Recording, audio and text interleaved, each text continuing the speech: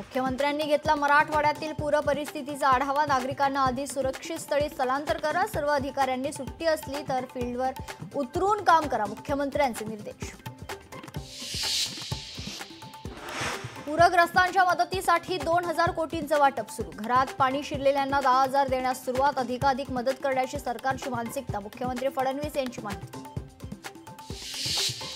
नुकसानग्रस्त शेतकऱ्यांना धीर देऊन पुन्हा उभं करण्याची गरज। शेतकरी जगला तरच सर्व काही। लोकशाही मराठीच्या उत्तर महाराष्ट्र संवाद कार्यक्रमात मंत्री भुजबळ यांचं वक्तव्य।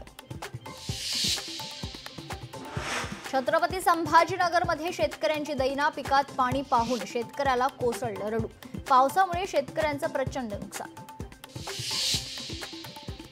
मुंबईच्या धरण क्षेत्रात मुसळधार पाऊस। पाणी पुरवठा करणारी 7ही धरणं फुल।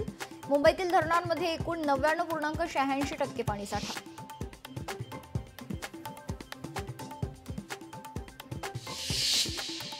गाडीवर हल्ला करणारे शरद पवारांच्या पक्षाच्या जवळचे। ओबीसी नेते लक्ष्मण हाकेंचा खळबळजनक आरोप। लोकशाही मराठी ऐका, पहा, जागरूक रहा।